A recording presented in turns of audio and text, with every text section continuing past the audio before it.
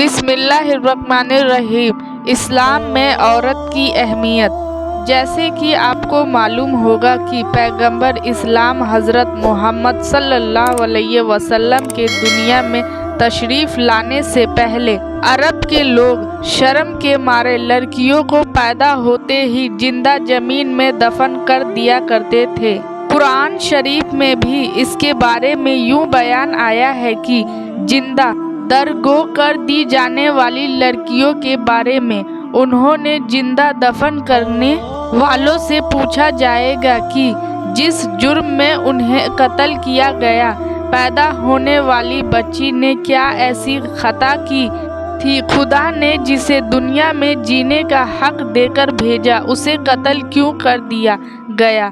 اللہ کے رسول نے اس لعنت کو ختم فرمانے کے لیے بڑے ہی پیار انداز میں لوگوں کو سمجھایا کہ جو آدمی اپنی بیٹی کو زندہ دفن کرے اسے اپنے لیے توہین نہ سمجھے، اسے بیٹے سے کم نہ سمجھے، اللہ اسے جنت میں داخل فرمائے گا۔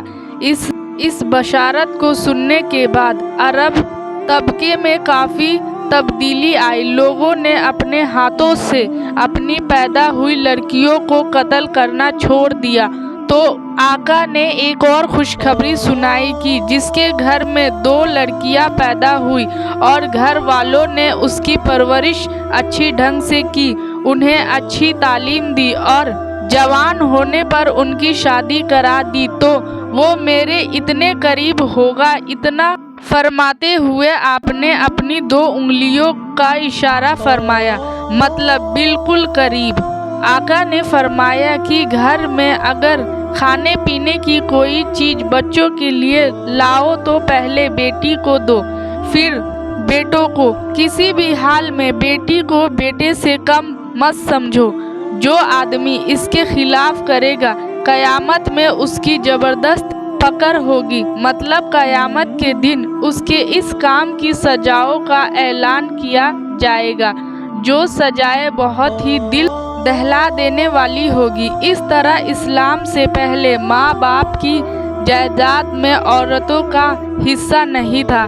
پیغمبر اسلام حضرت محمد صلی اللہ علیہ وسلم نے ان کے لیے بھی حصہ مقرر فرمایا۔ قرآن شریف میں ان کے حصوں کا بیان بڑی تفصیل سے آیا ہے، جس کی روشنی میں عورتیں اپنے ماں باپ کی جائیداد اور بیویاں اپنے شوہر کی جائیداد میں حصہ داری مقرر کی گئی۔ اس قانون کے نازل ہونے سے پہلے لوگ و رشتہ دار مرنے والے کا مال دبا لیا کرتے تھے۔ اسلام نے یہ بھی تعلیم دی کہ مرنے والوں کی اولاد اگر نابالغ ہو اور اپنے حصے کی جائیداد و مال کی حفاظت کرنے کے قابل نہ ہو تو خاندان کے لوگ اس کی حفاظت کریں اور قابل ہو جانے کے بعد انہیں سونپ دیں۔ اسی طرح لڑکیوں کی شادی کے بارے میں ان کی رائے و منظوری کو ضروری قرار دیا گیا۔ بنا لڑکیوں کے ماں باپ کو بھی یہ حق نہیں کہ بیٹی کی شادی ان کی مرضی کے بنا کر دے۔ لوگ پہلے بیوہ عورتوں سے شادی کرنا پسند نہیں کرتے تھے۔ پیغمبر اسلام حضرت محمد صلی اللہ علیہ وسلم ایک بیوہ حضرت بی بی خدیجہ سے نکاح فرما کر اس برے دستور کو بھی ختم کر دیا۔ حالانکہ آپ 25 سال کے تھے اور وہ 40 سال کی تھی۔ آپ نے بیوی کے ساتھ اچھا برتاؤ کرنے کی بار بار تاکید فرمائی اور فرمایا کہ تم سے سب سے اچھا وہ ہے جو اپنے گھر والوں کے لیے اچھا ہو۔